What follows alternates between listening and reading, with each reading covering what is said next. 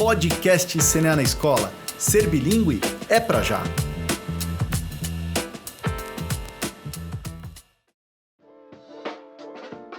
O inglês é o principal idioma de comunicação global e do mundo dos negócios. E vamos falar sério, todo mundo precisa trabalhar para garantir o pão nosso de cada dia. Não foi à toa que o inglês foi o idioma escolhido pelo governo brasileiro para compor a Base Nacional Comum Curricular, ou, para os íntimos, a BNCC. Isso significa que todos os estudantes do país devem aprender inglês obrigatoriamente a partir do ensino fundamental 2, tanto nas escolas públicas quanto particulares. Hoje, no nosso primeiro episódio do podcast CNA na Escola, vamos conversar com dois craques desse tema. Cláudia Costin, uma das maiores especialistas em educação do país, e Marcelo Barros, diretor de educação do CNA, que é um cara que entende tudo sobre o ensino do inglês. Eu sou Keila Prado, editora e consultora de comunicação, formada em letras pela USP, e convido você para estar com a gente nessa troca de ideias. Sejam muito bem-vindos. Cláudia, conte aí pra gente de onde você vem e para onde você vai. Bom, o início da minha carreira foi como professora em sala de aula, com educação de jovens e adultos.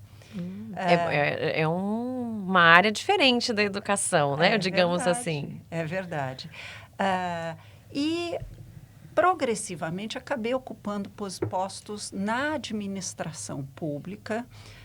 Fui secretária de Educação do município do Rio de Janeiro, fui ministra, fui secretária de Cultura no estado de São Paulo, fui diretora global de Educação do Banco Mundial. Sim. E hoje sou diretora do Centro de Excelência e Inovação em Políticas Educacionais da FGV, da Fundação Getúlio Vargas.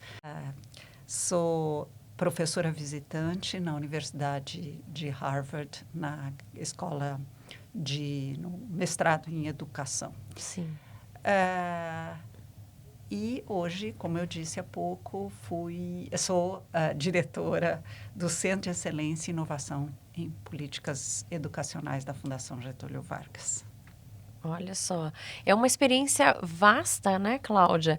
E em lugares muito diferentes, né? Porque a sala de aula é um meio, quando a gente trabalha na gestão educacional, e no seu caso você vai, né, desde as escolas até o Ministério da Educação, isso tem um outro parâmetro, e o Banco Mundial também, ele traça aí políticas em nível global, né? Mas me diz para onde você vai a partir de agora? Bom, eu estou numa etapa da minha vida em que o que eu mais faço é mentoria de secretários de educação. Então, eu ouço os desafios de gestão de vários secretários espalhados pelo Brasil inteiro e tento fazer um aconselhamento técnico competente para pensar em como é que traduz a base em currículos municipais ou estaduais.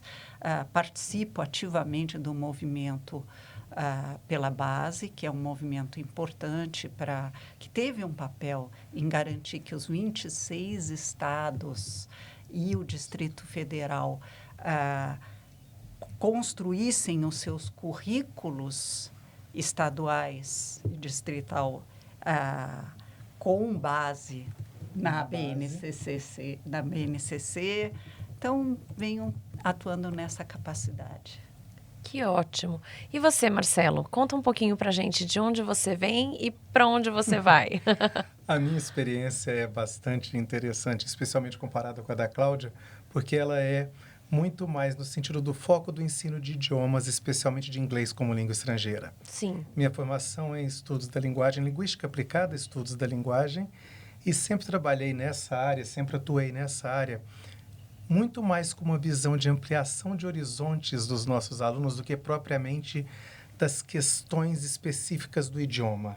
Né? Daí a questão da linguística aplicada, dos estudos da linguagem. Sim. Então, trabalho nessa área de ensino de idiomas como língua estrangeira no Brasil há mais de 30 anos.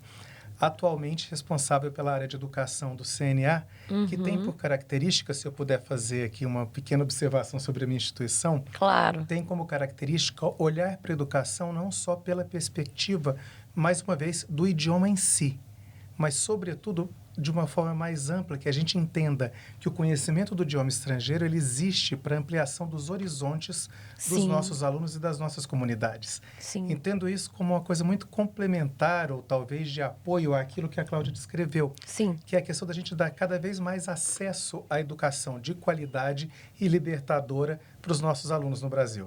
Mas me conta também para onde você vai. Eu acredito cada vez mais que o idioma ou os idiomas estrangeiros são uma maneira da gente conseguir dar às pessoas autonomia e liberdade. E num mundo como o nosso, que temos tanta polarização, que temos tantas questões acontecendo que restringem as pessoas, o meu desejo como profissional e o nosso institucional é fazer exatamente o movimento oposto, ampliar perspectivas, ampliar horizontes para que as pessoas possam desenvolver no melhor do seu potencial. E é isso que eu quero ajudar a fazer. Que legal. Na experiência de vocês, né? Vamos explicar um pouquinho para o pessoal o que é a BNCC, né? O que é a Base Nacional Comum Curricular? A Constituição já estabelecia que nós tínhamos que criar uma base. Por que era isso, né? Que era isso? É. E nós demoramos muito para cumprir o que a Constituição estabelecia. É como se fosse um pré-currículo. Algo que norteie a elaboração de currículos estaduais e municipais, porque o Brasil é muito grande, muito diverso, sim. E imaginava-se o seguinte, sim, existem alguns aprendizados que são fundamentais para constituir, inclusive, a nossa identidade como brasileiro, não importa onde você esteja dentro do Brasil. Sim. Porém, é importante também mostrar essa riqueza, essa diversidade histórica, cultural em currículos. E o Brasil tinha uma relação muito desconfiada com o currículo. Por que isso, Cláudia? Você acha que isso vem da nossa formação educacional, da história da nossa educação?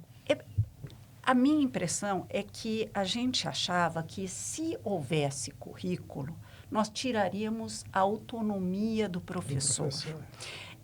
E é curioso porque, se a gente olhar para o PISA, que é uma avaliação de qualidade da educação organizada pela OCDE, em que o Brasil entra por adesão, são 79 economias que participaram no último PISA. Sim.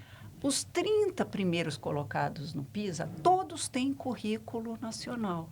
E o Brasil ficava brigando com essa, vou ter um currículo, eu vou estabelecer. A BNCC finalmente foi criada, a primeira parte dela, para educação infantil e ensino fundamental 1 e 2, em 2017, Sim. e a de ensino médio em 2018. Ao longo de 2018 e 19, ela foi traduzida em currículos estaduais, a parte que ficou pronta primeiro. E agora nós começamos a traduzir a parte de ensino médio, que é bem mais desafiadora. Claro. Mas isso vai ajudar imensamente os professores que vão, sim, exercer sua autonomia dentro de parâmetros direitos de aprendizagem claramente estabelecidos para os alunos. E é uma coisa interessante, Cláudia, que ela foi feita de uma forma inteligente a partir do momento que ela é comum, mas ela não é necessariamente integral, ou não é integral. Sim. Ou seja, a gente tem uma proporção, uma determinada parte da base que sim é comum e nacional, mas ela já prevê na sua construção os conteúdos locais, sejam eles estaduais ou municipais, não é isso? Sim. Exatamente. E tem uma outra coisa que me agrada na base, é que ela é bastante contemporânea. Ou seja, muitas vezes a gente diz, o Brasil não está conseguindo nem alfabetizar direito, como é que nós vamos ensinar competências do século XXI? Sim. Mas o mundo não vai esperar o Brasil. Verdade. O mundo já está andando, né? O mundo já está andando. Então, ninguém vai navegar confortavelmente na quarta revolução industrial se sem essas não competências. ensinar, sem ensinar essas competências. E ela lida com as duas. O que vai nos colocar um desafio importante de formação de professores, de preparação, inclusive, das famílias ao lerem a base, ao pensar o que nós queremos que todos aprendam. Essa é a primeira vez que o inglês entra na base nacional. Bom, a base é a primeira que a gente tem na história do país, né? Mas é a primeira vez que o inglês entra com uma força grande do ponto de vista pedagógico nacional. Havia algum outro documento que já falava disso ou não? Havia, mas não com essa força, não com essa visão de que deverá estar em todos os currículos. A base se preocupa muito com as competências, ela não é uma listagem de conteúdos, sim, ela é voltada a desenvolver nos alunos competências. E a competência comunicativa é muito valorizada na base. E no mundo que a gente vive, não poder se comunicar fora da nossa, entre aspas, tribo, nos limita muito culturalmente. Então, a ideia de que a língua inglesa aparece com ênfase é muito positiva para nos permitir, ao mesmo tempo em que a gente garante as competências básicas, que a gente amplie o universo cultural, o repertório cultural de crianças e jovens, mas vai se constituir num desafio muito grande para as escolas, porque para se comunicar em inglês não basta saber o inglês escrito. Claro, né? claro. Dentro dos 5 eixos estabelecidos na base para a língua inglesa, para o ensino de inglês, está a questão da oralidade. Então, nós vamos ter que começar a pensar, vou dar um exemplo simples, em concursos públicos para professores de inglês com prova oral. Com prova oral, exatamente. Eu acho que isso é, inclusive, fundamental, né? Na época que eu estudava, eu lembro muito de professores de inglês na escola que sabiam ensinar a ler e a escrever, mas que não falavam inglês na sala de aula. Agora, com o movimento da base, a gente tem, onde houver boa vontade, a possibilidade de aproximar esses mundos. Sim. E nós que somos especialistas, inclusive, colaborarmos, né, no desenvolvimento, na preparação, na capacitação desses professores. Estou muito animado com isso. Isso é ótimo. E assim, com isso, a gente pode falar no Brasil, para o ensino de inglês, em antes e depois da BNCC. Sem dúvida. Poderemos, sim. Sem dúvida. E há que haver um trabalho de ajuda às redes, porque os atuais professores de inglês que eventualmente, que dão aulas em escolas públicas ou particulares e eventualmente não dominam ou não são fluentes em inglês, eles podem e devem ser ajudados, porque não foi uma escolha deles. Exatamente. E aí cabe uma mensagem para as instituições que formam professores para lembrar que é importante preparar a fluência também. Quer dizer, quando a gente fala nas instituições de ensino superior que formam professores, se estão formando professores de língua, seja espanhol, francês ou inglês, que é importante ensinar a falar. Não basta ensinar a ler e a escrever e ter conhecimentos linguísticos. É importante que se ensine a língua. E aí eu quero chegar e te fazer uma pergunta, Cláudia, que a gente falou bastante, falou um pouco do impacto da base até agora para alunos, mas eu acho que esse é outro ambiente em que as mudanças serão bem significativas, que são as instituições de formação de professores. Claro. Eu mesmo fiz curso de letras numa escola federal lá no interior de Minas. Sim. E era exatamente isso. O que eu precisava para ter a oralidade não veio do meu curso de formação, de forma nenhuma. É verdade. E agora, com a vinda da base, com o advento da base, eu imagino que vai haver um certo abalo sísmico nos cursos de formação de professores. Verdade. Né? Mas é bom lembrar que o Pacto de Bolonha, por exemplo, que norteia a organização das universidades na Europa, eles já preconizavam há muito tempo a internacionalização das universidades.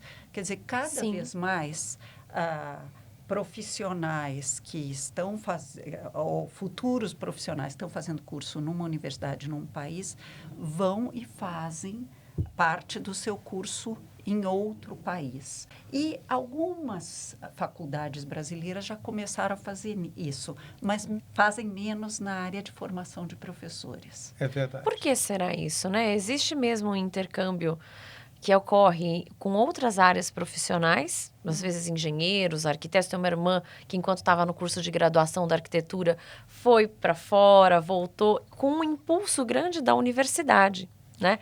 Com parcerias formadas.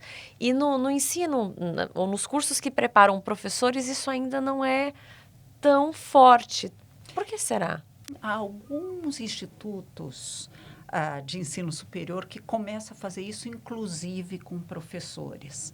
Muito poucos. Mas me chama a atenção o fato de que o governo de Pernambuco, ou a rede de escolas públicas de Pernambuco, é curioso, em 2007 era a penúltima colocada entre os 27 estados e mais o Distrito Federal. Sim. 10 anos depois, com governos de diferentes orientações, Sim. eles estavam em terceiro, passaram a terceiro lugar.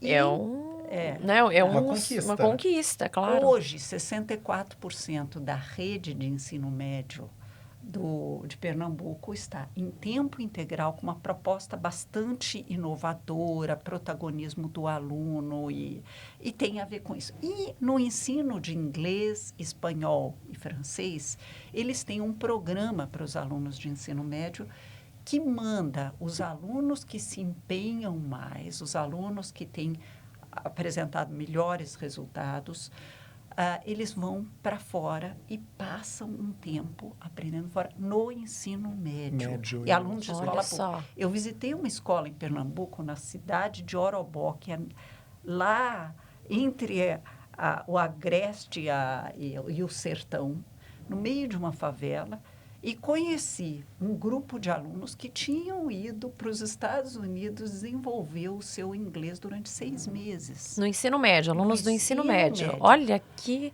formidável. O inglês deles é de outra natureza. Então, dá para a gente fazer isso, não é impossível. O que também nos leva, voltando até ao começo da nossa conversa, claro, a falta do idioma, a ausência do conhecimento do idioma, como uma barreira até para o desenvolvimento das demais questões de aprendizagem de futuro. O que eu quero dizer com isso? Quando o Ciências Sem Fronteiras foi criado, é um programa bastante inteligente, muito bem estruturado, mas que depois percebeu-se, ao longo do tempo, que os alunos optavam normalmente por universidades, por instituições em Portugal ou, no máximo, na Espanha. Onde estava o problema? Exatamente na questão do idioma. Aí veio como um subproduto do Ciências Sem Fronteiras, o Idioma Sem Fronteiras, o ISF, sob a coordenação da Denise de Abreu e Lima, pensando exatamente como instrumentalizar esses alunos para que eles pudessem ampliar as opções de desenvolvimento em qualquer área do conhecimento, mas sem a barreira linguística e geográfica. Mas voltando um pouquinho para as nossas crianças, né, para o ensino fundamental e médio, uma coisa que eu me pergunto aqui é a seguinte: a gente tem dados do SAEB que dizem que 7 em cada 10 crianças no Brasil hoje não tem nível suficiente, não tem domínio suficiente do próprio idioma materno, ou seja, do português, né? Eu me pergunto aqui, como a gente consegue garantir um ensino de inglês bom e efetivo quando a gente tem do próprio português níveis insuficientes como esses?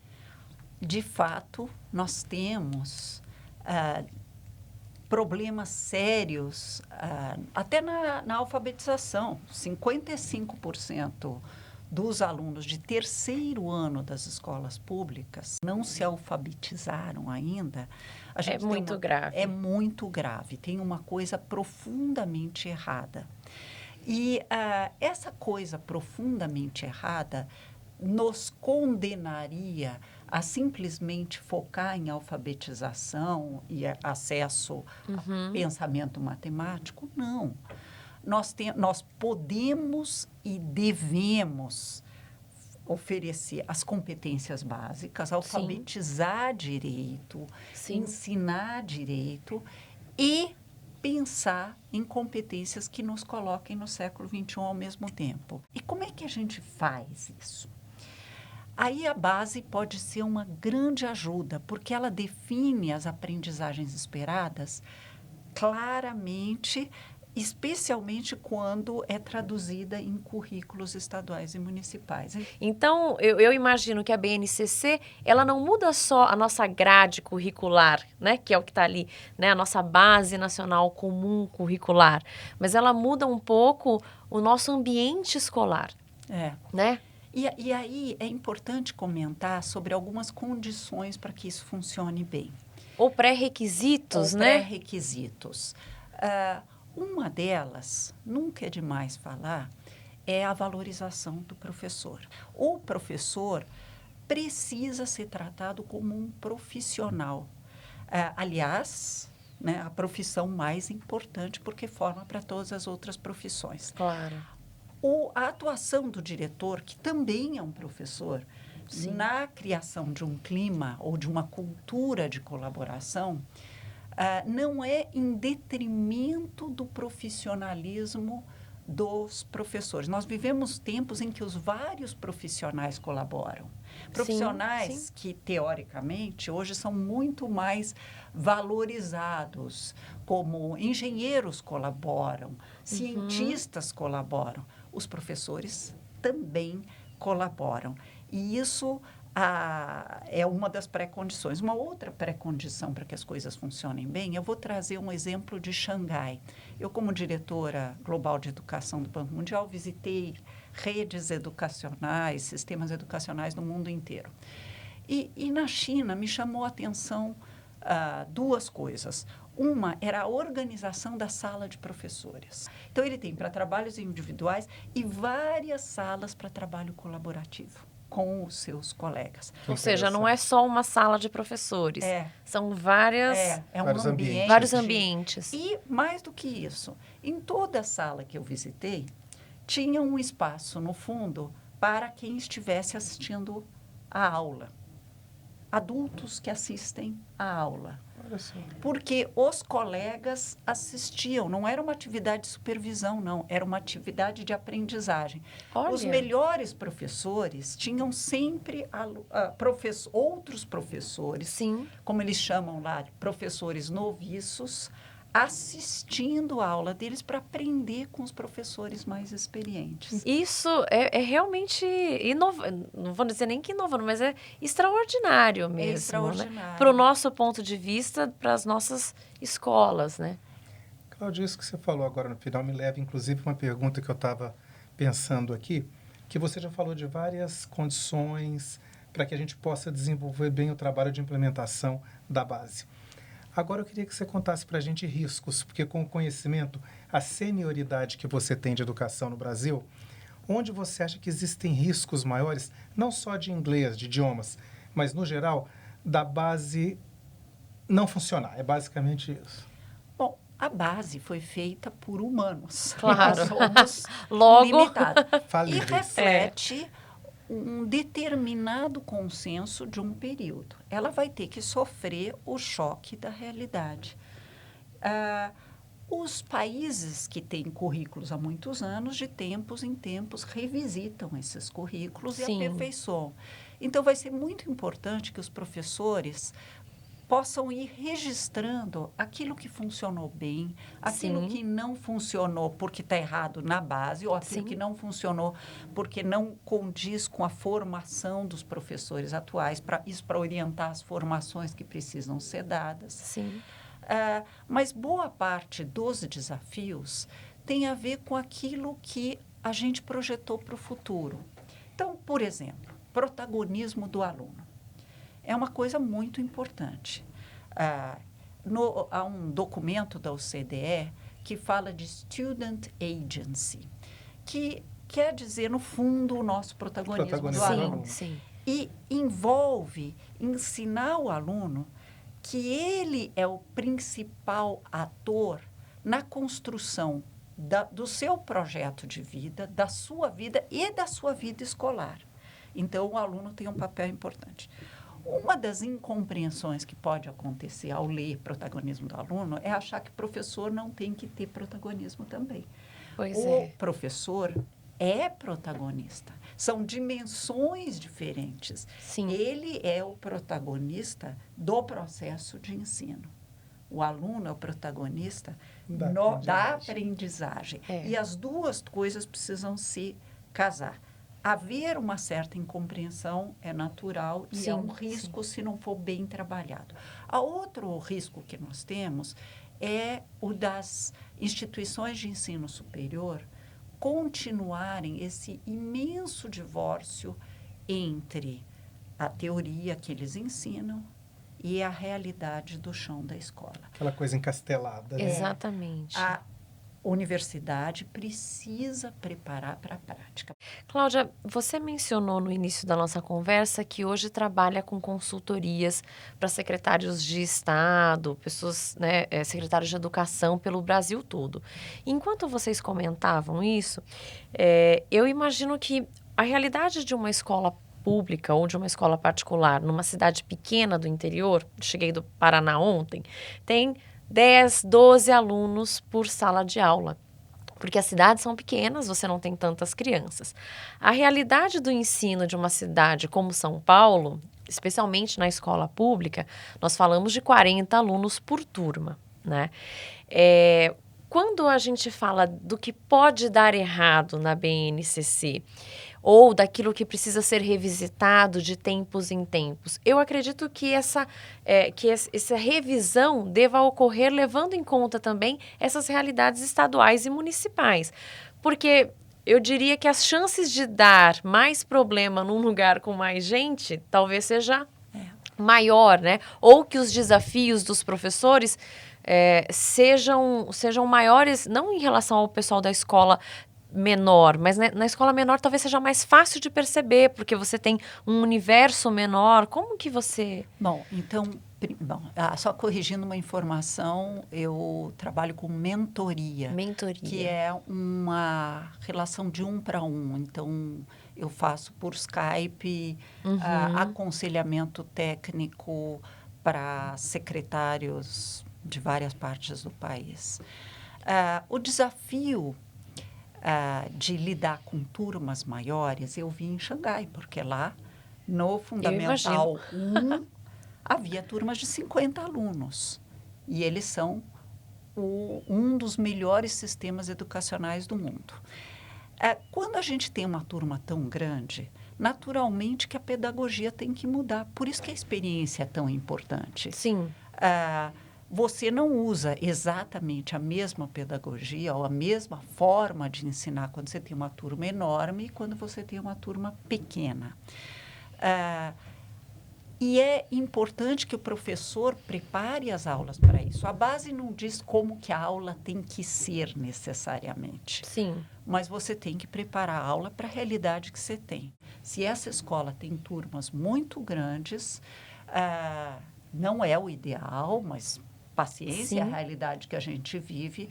É importante que o professor descubra como fazer para identificar quem não está aprendendo ou quem não está conseguindo se envolver por avaliações formativas, e há formas de fazer avaliações formativas não necessariamente só por provas, por formas de fazer as perguntas, garantir que todo mundo, mesmo aqueles mais quietinhos, que esses não aparecem, que aparecem são os mal comportados. Pois a minha irmã fala isso.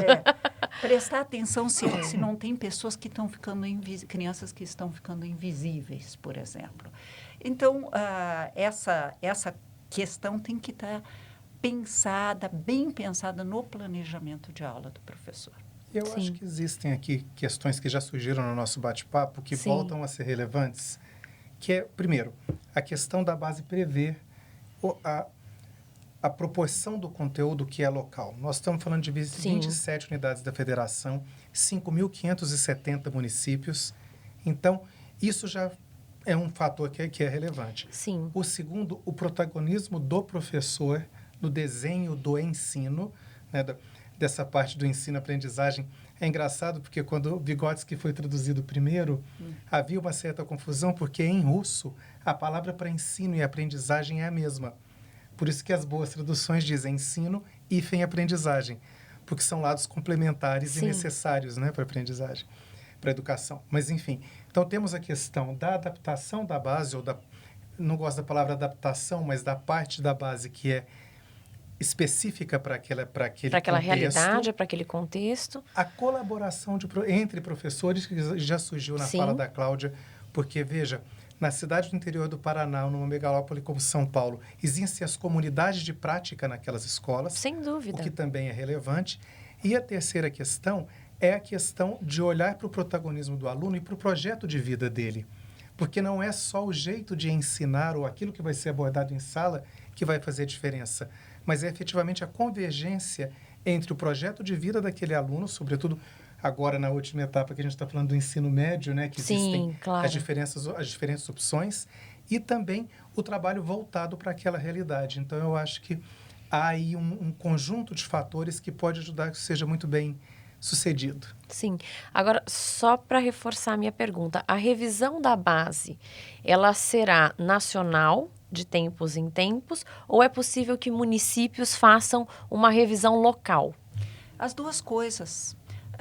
Os municípios podem rever seus currículos, Sim. mantendo-se fiel à base. É importante lembrar que a base não fala em metodologias, porque isso é considerado conteúdo de currículo ou, às vezes, até do professor. Claro. Então, e haverá revisões nacionais. Sim, sim. E isso, quem vai ditar é a dinâmica da realidade. É o nosso né? dia a dia, né? É o modo como as coisas vão caminhando. E também aqui, nós não falamos ainda disso, mas é importante que os livros didáticos e os materiais, que cada vez mais a gente caminha para materiais do tipo da plataforma que a que eu me referi há pouco, Xangai. da plataforma digital de Xangai. Olha só. De ter materiais tanto digitais quanto na forma de livros que dialoguem bem com a base. Quando há pouco, Marcelo, você falava do projeto de vida do aluno, é uma questão interessante. A base preconiza, com base na experiência de Pernambuco, que foi onde primeiro se trabalhou com o projeto de vida do aluno, e é curiosíssimo como a questão da disciplina veio naturalmente ao se trabalhar protagonismo do aluno e projeto de vida do aluno. Olha só. Mas é bom lembrar que os professores foram preparados para isso. E, então, ao falar do projeto de vida do aluno, ele está começando a projetar seus sonhos e pensar o que eu preciso aprender para realizar meu sonho. E sempre algum adulto de referência vai dialogar com ele sobre esse sonho e vai mostrar que o que ele está aprendendo na escola é decisivo para concretizar esse sonho. Olha Ainda só. mais em tempos de quarta revolução industrial, em que a inteligência artificial vai substituir trabalho humano, inclusive aquele que demanda competências cognitivas, intelectuais de nível mais básico. Sim. Então, E isso não está longe, né, Cláudia? Não, muito nós estamos pelo contrário. vivendo isso. Estamos vivendo isso hoje, né?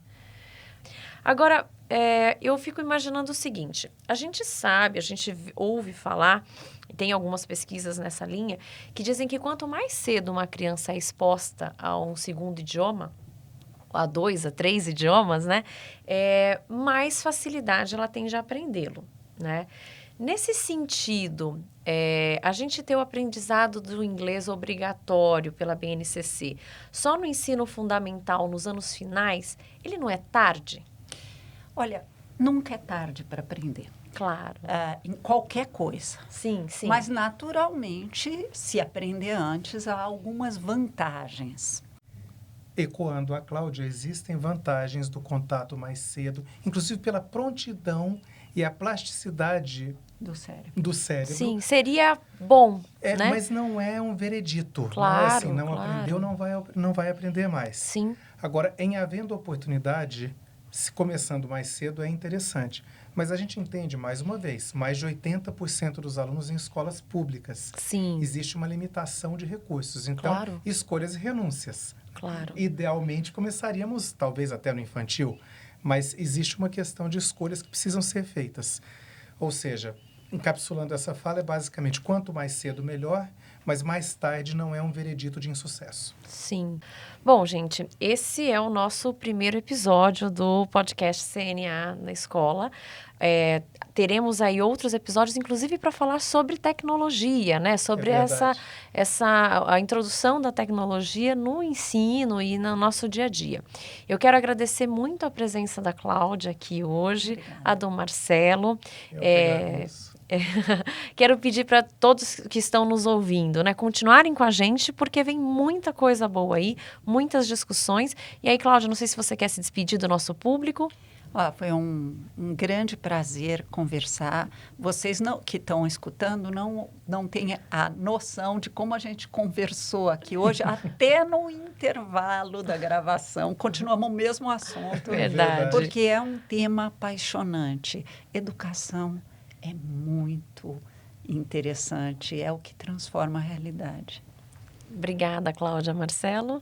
Eu quero agradecer a presença de vocês, a presença da Cláudia mais uma vez, nossa grande companheira, nos ajudando a enxergar a educação da melhor maneira possível, e reforçar a ideia de que o objetivo nosso sempre com o ensino e aprendizagem de idiomas, ele é, na realidade, de contribuir para o desenvolvimento das pessoas e a construção de uma sociedade melhor, que é o propósito do CNA e que eu acredito que tem absolutamente tudo a ver com o que a gente faz por meio da educação.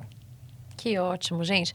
Bom, então é isso. Nosso próximo episódio eu conto com vocês. Um abraço. Você ouviu o primeiro episódio do podcast CNA na Escola. O ensino de inglês com voz própria.